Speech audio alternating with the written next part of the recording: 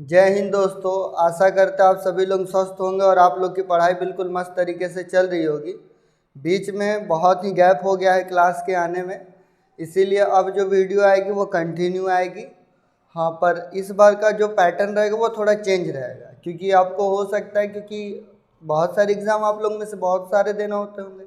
जैसे किसी को एसएससी का सीजीएल देना है, किसी को जीडी भी देना है, किसी को उत्तर प्रदेश पुलिस का कांस्टेबल भी देना है, तो किसी को लेखपाल भी देना है। मतलब बहुत सारे स्टूडेंट हैं जिनका अलग अलग भर्ती है, जिसमें उनको अपना सिलेक्शन चाहिए।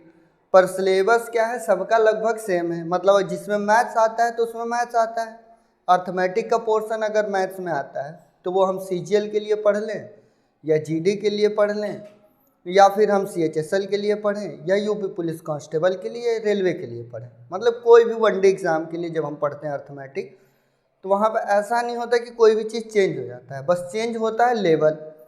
जैसे कि क्लास 10th के लेवल तक का जब क्वेश्चन होगा तो जाहिर सी बात है कि उसका जो बेसिक कॉन्सेप्ट होगा वो छोटा होगा, कैलकुलेशन उसके इजी होंगे, पूछने का जो तरीका होगा वो भी इजी होगा। ऐसा सिर्फ मैथ में नहीं है, ऐसा रीजनिंग में भी है। वहाँ पे जो कोडिंग डिकोडिंग के या किसी भी चैप्टर के जो क्वेश्चन आएंगे वो बहुत ही सिंपल टाइप के आएंगे, जिसको देख के एक बार में समझ में आ जाएगा कि हाँ, काम हो जाएगा। तो वनडे एग्ज़ाम के अकॉर्डिंग अगर हम देखें कि सबसे बेहतर एग्ज़ाम कौन सा है, तो उसमें हम पाएंगे कि एसएससी सीजीएल है। तो अगर हम सीजीएल लेवल की तैयारी को अपने कर लें, तो उसके बाद अगर उसका मैथ तैयार है हमारा, अगर उसका 90% भी हम तैयार कर लें, तो कोई भी अदर वनडे एग्ज़ाम जो 10+2 पे है, या फिर यूपी पुलिस का दरोगा हो या कांस्टेबल हो, सब के सब उसके अंदर में आ जाएंगे। पूरे अर्थमेटिक को ही कवर करना है, क्योंकि वनडे एग्ज़ाम में ज़्यादा फोकस अर्थमेटिक पे ही होता है। सीजीएल है तो वहाँ पे अर्थमेटिक और एडवांस दोनों चलते हैं, पर मैक्सिमम एग्ज़ाम ऐसे हैं जिसमें अर्थमेटिक का ही वेटेज ज़्यादा होता है। और एडवांस वाले पोर्शन पे जब हम जाते हैं तो वहाँ पे हम देखते हैं कि जो क्वेश्चन ऑफ नंबर हैं वो बहुत ही कम होने लगते हैं, और होंगे भी तो मेंसुरेशंस के होते हैं। ठीक है, तो उस टाइप के क्वेश्चन को उसको भी देख लिया जाएगा। तो कोशिश ये करना है कि हम लोग क्वेश्चन का लेवल थोड़ा ऊपर तक का लेके चले, ताकि जिससे क्या हो कि कोई भी एग्ज़ाम दें तो ऐसा ना हो कि उसके लिए हमको अलग से पढ़ना हो। अगर हम 10+2 या ग्रेजुएशन लेवल का जब क्वेश्चन सॉल्व करने लगेंगे तो जाहिर सी बात है कि 10th लेवल का हो ही जाएगा। अगर ग्रेजुएशन लेवल का है तो इसका मतलब 10+2 भी हो ही जाएगा, हो जाएगा, कोई दिक्कत नहीं होगी। तो अब जो क्वेश्चन किया जाएगा उसमें को टारगेट किया जाएगा कि हम लोग हर टाइप के क्वेश्चन को देख लिया जाए, कि किसी भी एक एग्ज़ाम में अगर कोई भी, जैसे रीजनिंग ही है, कोडिंग डिकोडिंग है, तो इसके कितने टाइप के क्वेश्चन होते हैं और कितने तरीके से क्वेश्चन को सॉल्व किया जा सकता है, ये तरीका हम लोग देख लें। अगर मैथ्स की बात करें तो मैथ्स में भी हम लोग यही देखेंगे कि कोई भी एक क्वेश्चन है तो उस क्वेश्चन का मैक्सिमम लेवल क्या हो सकता है, और ये भी समझेंगे कि क्यों ये क्वेश्चन बना है और क्यों इससे क्वेश्चन बनाए जाएंगे और कौन सा क्वेश्चन इससे नहीं बनाया जाएगा। क्योंकि बहुत सारा कन्फ्यूज़न तो बस हम खुद से पैदा कर लेते हैं, जहाँ क्वेश्चन बनने वाला होता नहीं है, फिर भी हम लोग क्या करेंगे कि क्वेश्चन ज़बरदस्ती बनाएंगे। जैसे राम और सीता की बात करेगा तो हम लोग उसमें लक्ष्मण को घुसा के ले आएंगे कि उनके बारे में भी जानकारी चाहिए। अरे जब एग्ज़ाम वाला अगर पूछना ही होता तो उनको भी मेंशन करता। अब जब उन दोनों में से किसी का नाम दिया है और उनका नाम ही नहीं दिया तो कहाँ से आंसर आएगा?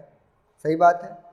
पर अपने दिमाग से आदमी क्या करने लगता है, खुद जनरेट करने लगता है और सोचता है कि इसका भी हमको देखना है। तो वहाँ वैसा वाला नहीं पढ़ाई करना है, हमको पढ़ाई वही करना है जो हमारे काम आए और इससे हमारा एग्ज़ाम आसानी से क्लियर हो जाए।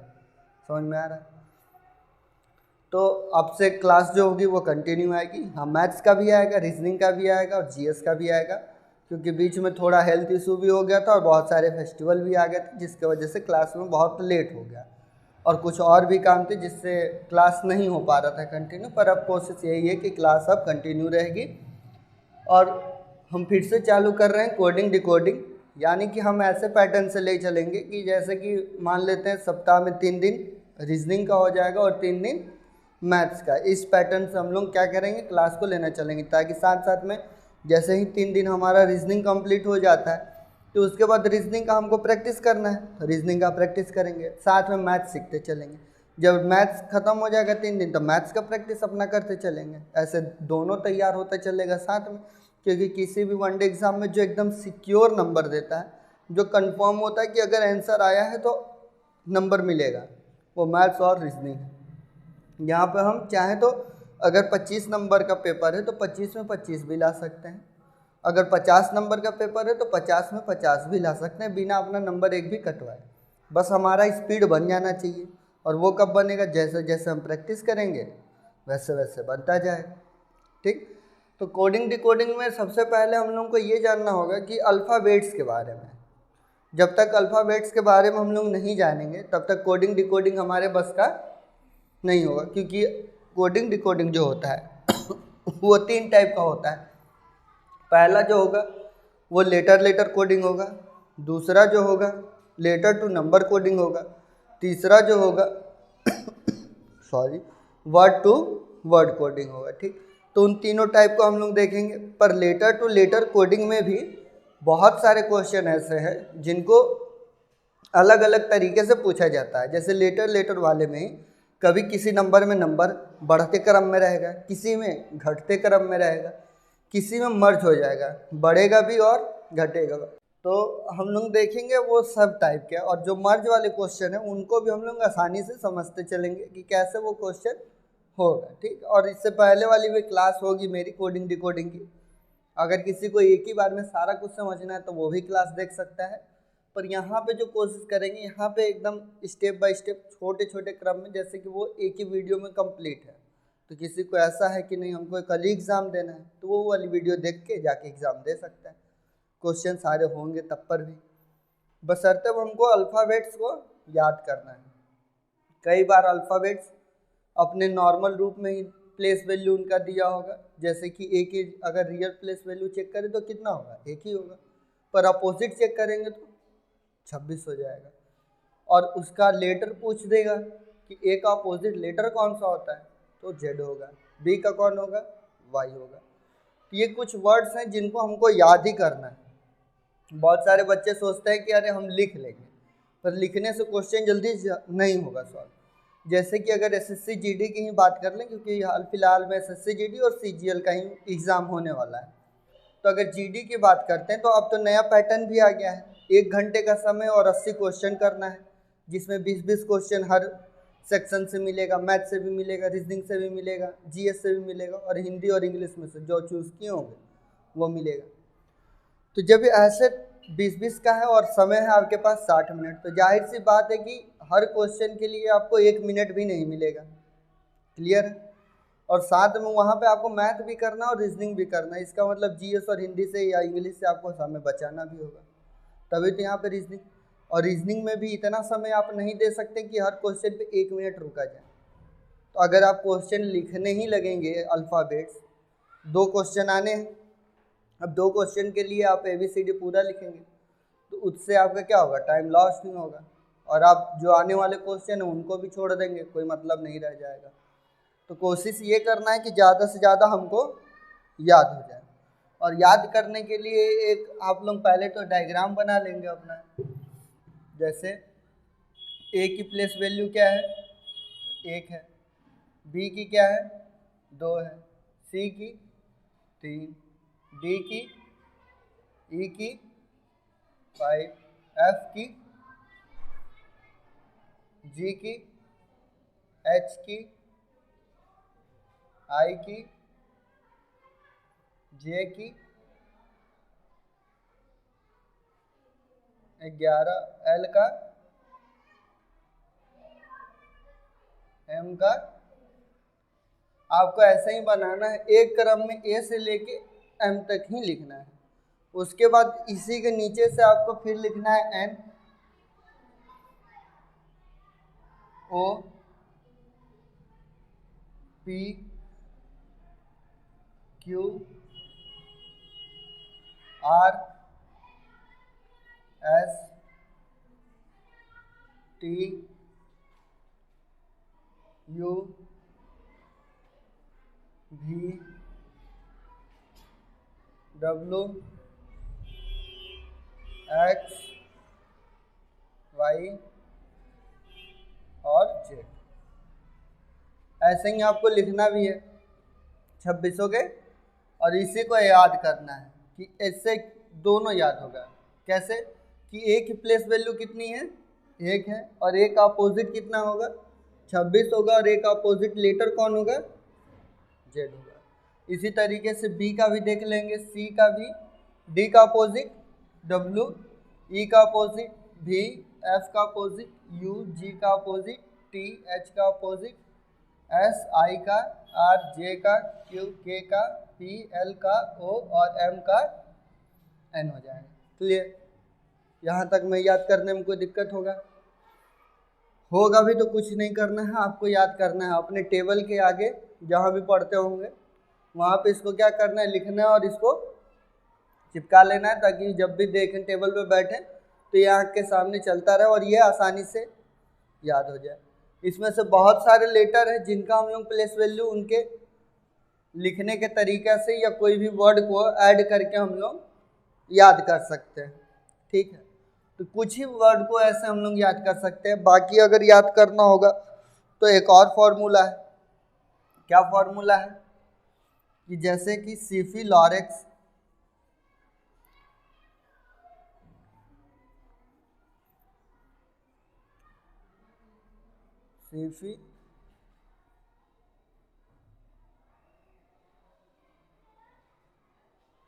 सीफी लॉरेक्स, ठीक, नाम सुनने से ही खांसी टाइप का लग रहा है कि खांसी का सिरप है, ये खांसी का नहीं कोडिंग डिकोडिंग का सिरप ही है।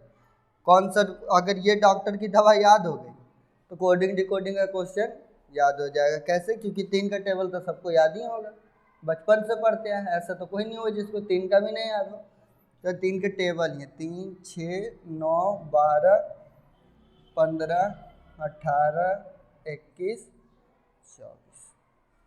अब इसमें ये याद कर लेने से सीफी लॉरेक्स हर लेटर याद हो जाता है। कैसे?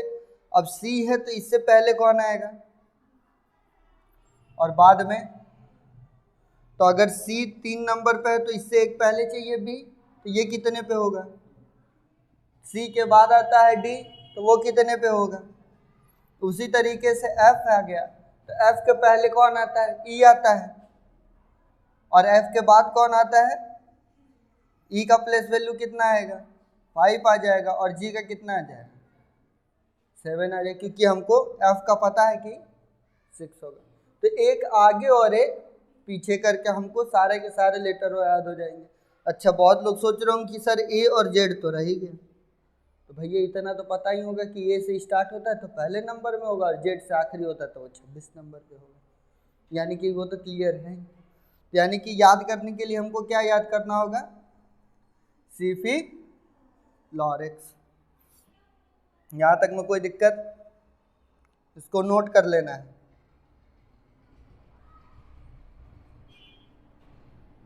इसको नोट कर लेना है और इसको भी इसी के टेबल के नीचे लिख लेना है। समझ में आया कि 3 का टेबल है 3, 6, 9, 12, 15, 18, 21 और 24, और कोड क्या है? सीफी लॉरेक्स। ऐसे बोल बोल के याद कर लेना है और खाली समय जब भी रहे इसको याद करते रहना है। साथ में अब हमको कुछ अपोजिट लेटर्स याद करना। अभी 6 नंबर ही देख लेते हैं कि कुछ नंबर्स को हम लोग उनके लिखने के तरीका से भी याद कर सकते हैं। जैसे कि एग्जाम्पल के लिए जी है, तो जी को अगर याद करना है तो जी हम लोग कैसे लिखते हैं? ऐसे ही लिखते हैं। तो अगर इस जी को यहाँ को हटा दें तो किससे दिख रहा है? शेप में 7 की तरह ही दिख रहा है, यानी जी से हम लोग हमेशा याद कर सकते हैं कि जी ऐसे लिखते हैं। तो ये अगर इसको हटा दे तो ये अभी लग रहा है कि ये तो हो दिक्कत होगा, पर नहीं, अब ये जब जी हम बता दिए ना कि 7 ऐसे बनेगा, तो अब जी जब भी आएगा तो दिमाग में क्लिक करेगा कि 7 दिखाई देता है उसमें। उसी तरीके और देख लेते हैं, जैसे कि एच है, तो एच कैसे लिखा होता है? ऐसे लिखा होता है। अगर इसके ऊपर वाले फेस को मिला दे और इसके नीचे वाले फेस को मिला दे तो क्या बन गया? 8 बन गया। उसकी प्लेस वैल्यू भी क्लियर। उसके बाद अगर आई की बात कर ले हम लोग, तो छोटे वाले आई को हम लोग कैसे लिखते हैं? ऐसे ही तो लिखते हैं। और आई का शेप कैसा दिख रहा है? 9 की तरह, यानी आई की प्लेस वैल्यू क्या हो जाएगी? 9 हो जाएगी। यहाँ तक में कोई दिक्कत? उसके बाद अगर किसी और की बात करें, जैसे कि के, तो आईपीएल तो बहुत लोग देखे ही होंगे, उसमें एक टीम थी किंग्स 11 पंजाब। तो किंग्स 11 पंजाब का मतलब है कि K11, तो K की प्लेस वैल्यू भी क्या है 11। यहाँ तक में कोई दिक्कत? यानी कि क्या बन गया हमारा, G में छुपा था क्या चीज़ 7, H में क्या बन गया था 8 बन गया था, I में क्या बन गया था 9 बन गया था। इतने लेटर्स तो हमको इस तरीके से याद होगा। उसके बाद एक और चीज़ हमको देखना है, जैसे कि M ऐसे ही तो लिखा होता है। अब इस M को अगर हम लोग टर्न कर दें तो M ऐसे भी तो हो सकता है। अगर हम अपने कॉपी को ऐसे घुमा दें तो कॉपी ऐसे हो जाएगी, तो M ऐसे सब में दिखाई देगा। 3 हमको पहले से पता ही होगा, ABC 3 नंबर पे आता है, और ये भी दिख रहा है कैसे 3 की तरह ही दिख रहा है। यानी कि उस 3 के बाद अगला 3 कब हमको दिखाई देगा 13 में दिखाई देगा। यहाँ पे 1 लगा देंगे तो ये क्या बनेगा M की प्लेस वैल्यू भी क्या हो जाएगी।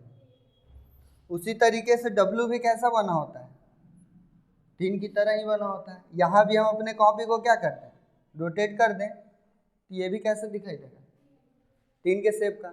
अब ये बताओ, पहला 3 तो हमको पता है कि C है, दूसरा 3 जब आता है तो हमको पता चल गया कि M आएगा, और M के बाद ही कौन सा आता है लेटर W आएगा। अब जब W आएगा और 3 यहाँ पे भी है और 1 पहले ले चुके हैं, तो अब किसको ले लेंगे, ये दूसरी बार आ रहा है तो 2 लिख लेंगे। तो कितना बन गया, प्लेस वैल्यू भी क्या है उसकी 23 ही है। समझ में आया? तो W भी याद हो जाएगा। यहाँ तक में कोई दिक्कत? तो यहाँ पे सारे लेटर्स के नहीं है, लेकिन कुछ एक लेटर्स के थे। जैसे कि और भी बनाना चाहें, जैसे Q है, इसको भी हम लोग बना सकते हैं, क्योंकि Q लिखते वक्त भी हम लोग ऐसे ही तो बाहर निकालते हैं। तो अगर इसके इस एरिया को रफ कर दें हम, तो ये भी कैसे दिख रहा है, पहला 7 तो हमको पता है कि G का आता है, तो दूसरा 7 जब आएगा तो किसका है 17 का आएगा। उसी के साथ और भी देखना चाहें हम लोग तो देख सकते हैं, जैसे कि R का भी देख सकते हैं हम लोग। R हम लोग कैसे लिखते हैं, ऐसे लिखते हैं। अगर इस R के इस फेस को इसमें मिला दें, और पहले 8 का हमको पता चल गया है कि वो तो H बनता है, तो दूसरा 8 बना है तो वहाँ पे एक लाइन लगा देंगे तो क्या बन जाएगा। तो इस तरीके से खुद से इन्वेंट करना है, ऐसा नहीं कि ये कहीं से और से ये आपको सीखना है। हो सकता है आप सारे लेटर्स का ऐसा कुछ नियम बना ले जिससे आपको आसानी से याद हो जाए, तो कुछ भी असंभव नहीं है। बस कोशिश ये करना है कि हमको करने का इंटरेस्ट हो रहा है कि नहीं। जब तक इंटरेस्ट नहीं जगाएंगे काम नहीं होगा। समझ में आ रहा है ना? तो इस तरीके से सारे लेटर्स को याद कर लेना है और कोशिश करना है कि सब याद हो जाए। अब यहाँ पे हम लोग देखते हैं कि अपोजिट वाले को कैसे याद हो करेंगे। ये नोट हो गया, रफ कर दें। अब हम लोग देखेंगे अपोजिट को कैसे याद करना है, ठीक। क्योंकि आज हम लोग लेटर्स को लिखना सीख गए और पढ़ना सीख गए, तो उसके बाद क्वेश्चन तो कितने भी आते जाए आदमी करता जाए, कोई दिक्कत वाली बात नहीं है। मेन इंपॉर्टेंट क्या है कि क्वेश्चन हमको समझ में आए कब, जब उसका बेस पता होगा तब। तो अगर हम परसेंटेज की बात कर लें और यही नहीं मीनिंग पता हो कि परसेंटेज होता क्या है, उसका यूज़ क्या है, कैसे हम बता पाएंगे कि परसेंटेज को सॉल्व करना है कैसे होगा। तो कोई भी चीज़ करने से पहले हमको उसके बारे में नॉलेज होना चाहिए ना, उसका बेस पता होना चाहिए कि ये कैसे मूव करता है या कैसे इसको बनाया जाता है। जैसे कि कोई भी क्वेश्चन हुआ तो उसको बनाने के पीछे कुछ तो तथ्य होगा, कुछ तो रूल लगा होगा। अगर उस रूल को ही हम जान लें तो उसके बाद वो क्वेश्चन में कुछ भी पूछे उससे क्या फ़र्क पड़ेगा। तो इसीलिए हमको ज़्यादा ध्यान देना है कॉन्सेप्ट पे कि वो किस कॉन्सेप्ट पे काम करता है। अगर एक बार उसका कॉन्सेप्ट माइंड में सेट हो जाए तो क्वेश्चन की लैंग्वेज कितनी भी चेंज होती रहे उससे फ़र्क नहीं पड़ने वाला। समझ में आया? तो अब हम लोग देखते हैं याद करते हैं कैसे। अब जैसे अपोजिट याद करना है तो बचपन से ही पढ़ते आए हैं क्या, A to Z। तो A का अपोजिट भी क्या होगा Z हो जाएगा। दूसरा B फॉर बॉय पढ़ते हैं हम लोग, तो O को हटा दो, B का अपोजिट क्या हो जाएगा, ठीक। उसके बाद आगे क्या पढ़ते हैं हम लोग। अब देखो A to Z बचपन में थे, उसके बाद हम लोग बॉय थे, तो छोटे बच्चे जो होते हैं वो क्या मांगते हैं, चिप्स और कुरकुरे ही मांगते हैं। तो चिप्स कुरकुरे में भी एक और बढ़िया आता है जिसके अंदर गिफ्ट भी निकलता है, वो क्या होता है, क्रैक्स। तो बच्चों को क्रैक्स खाने के संग संग खिलौना भी मिल जाएगा। तो उनको क्या चाहिए? क्रैक्स, यानी सी का अपोजिट। तो क्रैक्स से याद हो जाएगा हमको ऐसे, समझ में आया? क्रैक्स के बाद अगर डी में पहुंचेंगे तो फिर कैसे याद करेंगे? डीएल डब्ल्यू से याद कर लेंगे। अब डीएल डब्ल्यू क्या है, बहुत लोग को तो यही नहीं पता होगा। डीजल लोकोमोटिव वर्क्स, जो कि बनारस में है, जहाँ पे रेलवे का इंजन बनता है। कौन सा? डीजल इंजन बनेगा या इलेक्ट्रिक वाला बनेगा? डीजल वाला बनेगा, जाहिर सी बात है, उसका नाम ही वही है। ठीक, तो डीएलडब्ल्यू हो जाएगा। उसके बाद आ जाएगा, अब डीजल से इंजन एक तो चलने लगा, तो अब जनरेशन आगे चली गई, अब इसको चाहिए इलेक्ट्रिक व्हीकल। अब डीजल से काम, तो क्या हो जाएगा? ईवी। समझ में आया? अब उसके बाद अगर लेटर पे जाएं तो और कैसे याद कर सकते हैं? इसके बाद एफ है, तो एफ से क्या कर सकते हैं हम लोग? फॉर यू, यानी एफ का अपोजिट यू। ठीक, उसके बाद और आगे बढ़ेंगे। अभी ईवी और एफ यू ये सब एक ही लाइन में याद हो जाएगा अभी, लेकिन एक क्रम चल रहा है तो ऐसे चलने देते हैं। ठीक है, उसके बाद आएगा जीटी रोड। ठीक, जीटी रोड का भी नाम सब लोग सुना ही होगा, तो जीटी रोड से याद कर लेना है कि जी का अपोजिट। उसके बाद हाई स्कूल में सब लोग पास करके ही आए होंगे लोग, तो एच का अपोजिट, यानी हो गया क्या चीज? High school. उसके बाद इंडियन रेलवे, आई का अपोजिट क्या हो जाएगा? यहाँ तक भी कोई दिक्कत? उसके बाद रेलवे पकड़ के कहाँ जाना है? जंगल में। जंगल में कौन रहती है? तो जे का अपोजिट। जब वहाँ पर गए तो कीन हमको क्या खाना बना के खिलाएगी? कढ़ाई पनीर। समझ में आया? क्या खिलाएगी? कि कमला पसंद कढ़ाई पनीर खिलाएगी। ठीक, तो के का अपोजिट। उसके बाद एल है, तो एल का तो ओ ही रखने देते हैं, एल का अपोजिट ओ। उसके बाद अगर आगे बात करेंगे तो एम का अपोजिट। ठीक, क्लियर? समझ में आया? अच्छा, ये वाले लेटर्स को याद करने के लिए एक और हो सकता है, उफ बाई लव।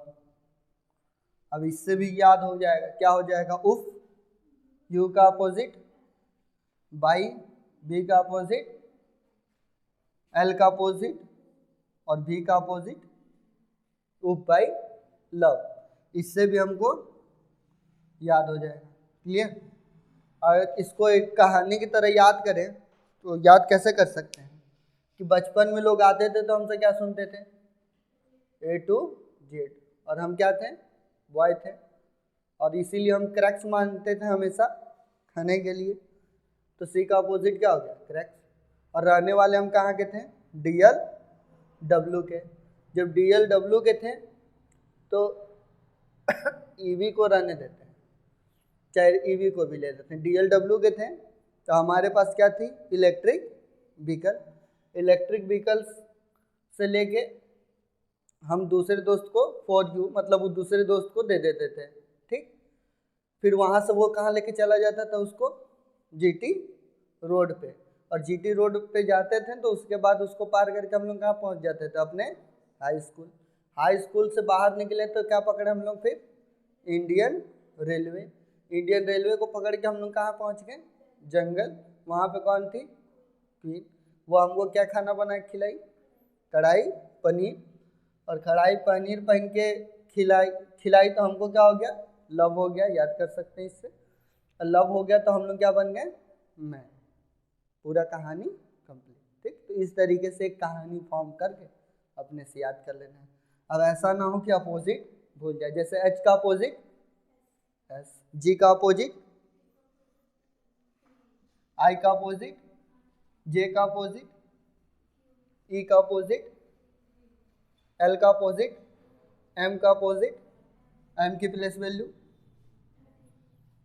n की प्लेस वैल्यू m सही था, n की सही है, n का अपोजिट h का अपोजिट सही है, एकदम अच्छे से याद है। ठीक, तो इसी तरीके से सबको याद करना है। ये तो हो गया हम लोग का लेटर्स की कैसे हमको याद करना है।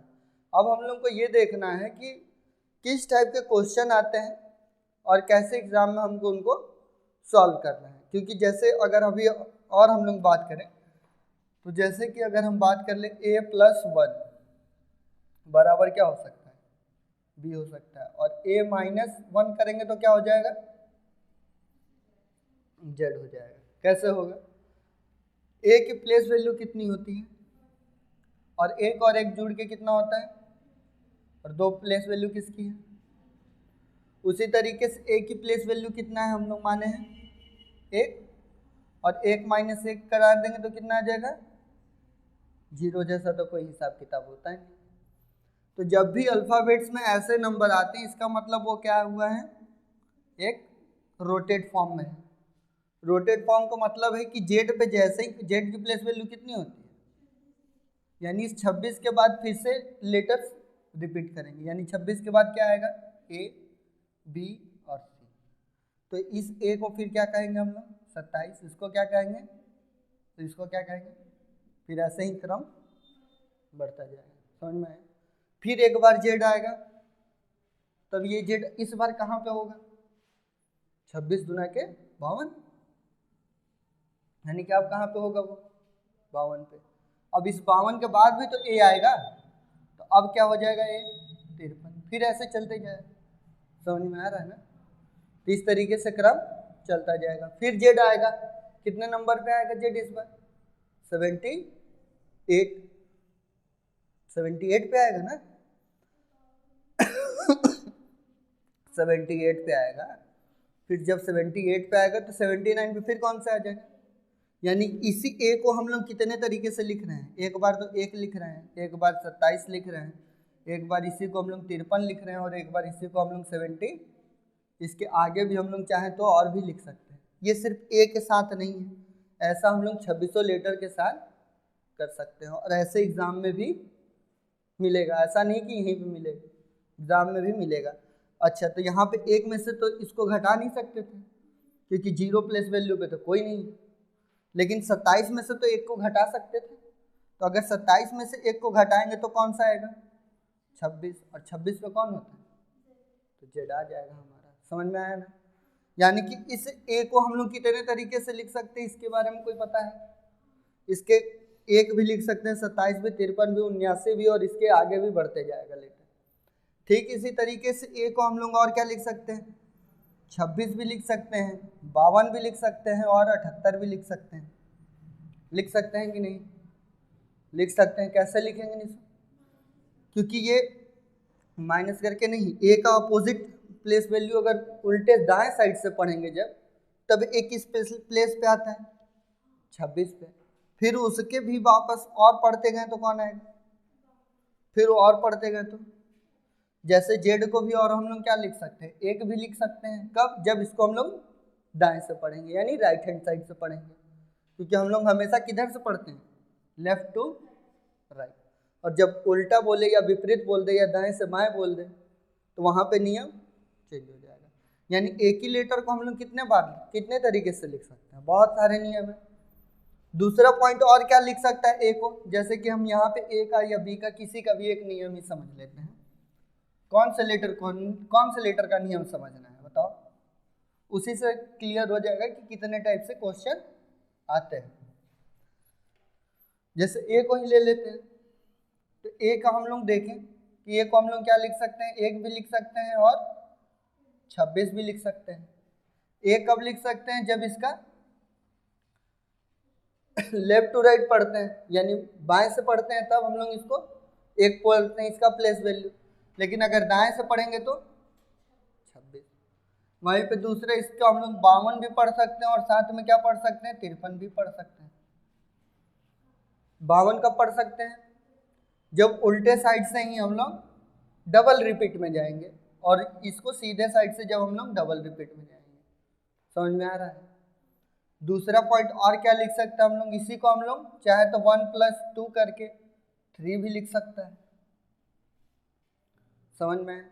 वो क्या काम किया है कि इसमें 2 जोड़ दिया है, इसी तरीके से हर लेटर में वो 2 जोड़ सकता है। उसी तरीके से इस 1 में वो क्या कर सकता है कि इंटू 2 भी कर सकता है, तो 2 भी लिख सकता है। साथ में वो चाहे तो इसी 1 में क्या कर सकता है, डिवाइड भी कर सकता है 1 का, तो कितना आ जाएगा, 1 ही आ जाएगा। पर ये तो ए के साथ है ना, अगर ये बी के साथ रहेगा तो प्लेस उसका बदल जाएगा। उसी तरीके से इसमें माइनस भी कर सकता है, जैसे 1 माइनस यहाँ पे कर दे 3, 1 माइनस 3 कर दे। बताओ कौन सा लेटर आएगा यहाँ पे, बताओ जल्दी कैसे आएगा, क्योंकि 1 में से -3 तो यानी 27 में से ही बचेगा कौन, 24 पे जो भी आता है कौन आता है, x आता है, तो ये किसका प्लेस वैल्यू हो जाएगा।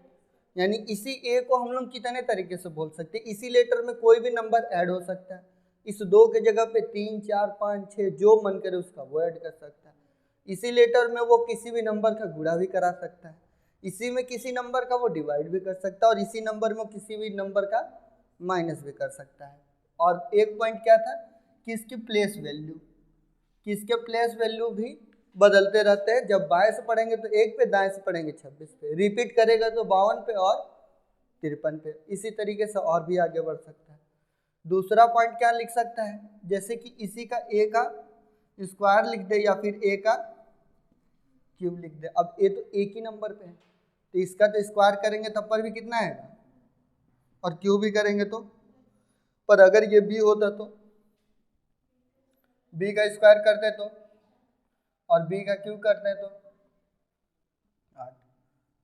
अब इस स्क्वायर में भी वो चाहे तो कोई भी नंबर ऐड कर सकता है, या माइनस कर सकता है, या इंटू कर सकता है, या डिवाइड कर सकता है स्क्वायर करने के बाद भी।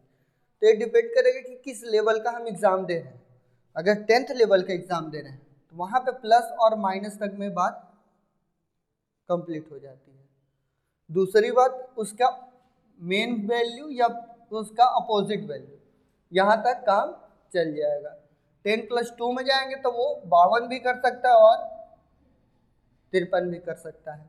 साथ में जैसे ही हम लोग ग्रेजुएशन लेवल पे जाते हैं तो वो क्या कर सकता है कि स्क्वायर करके उसमें प्लस माइनस इंटू डिवाइड कर सकता है। तो ये यही चीज़, मतलब पढ़ना सेम ही चीज़ है। अगर ए को हम लोग जेड लिखते हैं तो पढ़ना सब में यही है, बस पढ़ने का तरीका बदल जाएगा। वो ए की जगह जेड ना देके, जैसे मान लेते हैं बी का मान लेते हैं, बी के जगह पे यहाँ पे वाई ना देके वो क्या दे देता है, यहाँ पे डी दे देता है, या फिर एच दे देता है, या फिर पी दे देता है। अब यहाँ पे देखो डी भी दे सकता है, वाई भी दे सकता है, एच भी दे सकता है और पी भी दे सकता है। अब कैसे कैसे देगा, अब यहाँ पे क्या किया होगा, वाई देने के लिए क्या किया होगा, इसका अपोजिट निकाला है। डी करने के लिए क्या किया है, बोल सकते हैं कि सर +2 भी किया है, या फिर हो सकता है 2 का स्क्वायर भी किया, यानी बी का स्क्वायर भी किया उसके प्लेस वैल्यू का। उसके बाद अगर एच की बात करें तो ये भी बोल सकते हैं कि सर +6 किया है, या फिर बोल सकते हैं सर बी का क्यूब किया है। उसके बाद अगर पी की बात करें तो ये बताओ पी में क्या किया होगा, तो पी में अगर हम देखें तो क्या किया होगा, तो यहाँ पे देखेंगे तो बी का क्यूब भी किया है और इंटू में 2 किया है, तब आया है पी यहाँ पे कितना होता है 16, तब जाके आया है 16। तो ये डिपेंड करेगा कि क्वेश्चन का लेवल क्या है और क्वेश्चन हमसे पूछना क्या चाहता है। तो समझ में आया कि बढ़ते क्रम में भी हो सकता है, गुणा भी हो सकता है, डिवाइड भी हो सकता है, साथ में माइनस भी। उसकी रियल साइड से प्लेस वैल्यू, अपोजिट साइड से प्लेस वैल्यू, या उसी के नंबर में कोई भी डबल रिपीटेशन का हो जाएगा, या फिर उसी नंबर का स्क्वायर या क्यूब हो जाएगा। तो इतने टाइप से मिला के क्वेश्चन बनता है। अच्छा, सिर्फ यही नहीं बनता है, और भी बहुत सारे इसमें नियम बनते हैं। वो कौन से बनते हैं, जैसे कि एक वर्ड है, उसी लेटर्स को वो क्या करेगा, एक दूसरे के साथ मूव कर देगा। जैसे मान लेते हैं जैसे क्रैक्स हैं, क्या है, क्रैक्स हैं। अब इसी लेटर को वो क्या लिख दिया, सी लिख दिया, ए लिख दिया, आर लिख दिया और सी लिख दिया। और इसमें बस क्या किया है, सिंपल मेथड कि कॉर्नर टू कॉर्नर गया है और यहाँ पे इनके बगल में इनको और इसके बगल में इसको कर दिया। तो इस टाइप के भी नियम मिलेंगे। कई सारे ऐसे नियम होंगे जिसमें सी की प्लेस वैल्यू सिर्फ सी बदला होगा और बाकी सब सिमिलर रहे होंगे। तो ये तो क्वेश्चन जैसे जैसे हम लोग करते जाएंगे वैसे वैसे सीखते जाएंगे। तो यहाँ तक में किसी को दिक्कत समझ में आया सबको? तो अब देख लेते हैं थोड़े कुछ क्वेश्चन हम लोग। तो आज वाली वीडियो की लेंथ ज़्यादा हो रही है और जिससे आप लोग को थोड़ी समस्याएं भी होने लगती है। अगर लेंथ अगर बड़ी चाहिए तो आप लोग कमेंट कर सकते हैं कि कोई दिक्कत नहीं है सर, आप इससे बड़ी क्लास करा सकते हैं, तो हम पूरा और भी बड़ा क्लास करा देंगे। लेकिन अगर दिक्कत ही होती है ज़्यादातर, तो बोलते हैं दिक्कत हो रही है सर, ज़्यादा बड़ा क्लास हो जाता है, तो खुद को रोक पाना सबसे बड़ी समस्या ये भी है। और इम्पॉर्टेंट यही है कि जितना समय आप लोग अपना टेबल कुर्सी पे बिताएंगे सिलेक्शन के उतने नज़दीक जाएंगे। और जितना छोटा वीडियो सोचेंगे देख के काम बस चला लें, तो उससे सिलेक्शन में आपको लेट होगा, हमको लेट नहीं होगा। ठीक है, वीडियो बड़ा करने का उद्देश्य बस यही होता है कि जो भी कंटेंट मिले वो ऐसा न लगे कि मतलब खींच तान के कैसे भी ज़बरदस्ती का दे दिया गया। जब भी आप लोग पढ़ें तो एकदम मन से पढ़ें, और कोई भी डाउट होता है तो आप लोग हमको कमेंट कर सकते हैं कि सर ये डाउट है, हमको आपके पूरे डाउट को क्लियर किया जाएगा। तो अब मिलेंगे नेक्स्ट वीडियो में। और आप लोग कोशिश करिएगा कि जो तरीका बताएं इसको समझ में आया ही है कि किसी लेटर के संग क्या हो सकता है। तो आप लोग के पास बहुत सारे क्वेश्चन होंगे भी पहले से, तो कोशिश करिएगा उस क्वेश्चन को सॉल्व करने की, और उम्मीद करते हैं बहुत सारे क्वेश्चन सॉल्व भी होंगे। बाकी सब हम लोग देखेंगे नेक्स्ट वीडियो में कि कैसे क्वेश्चन को सॉल्व किया जाता है। तो मिलेंगे नेक्स्ट वीडियो, तब तक के लिए जय हिंद, जय भारत।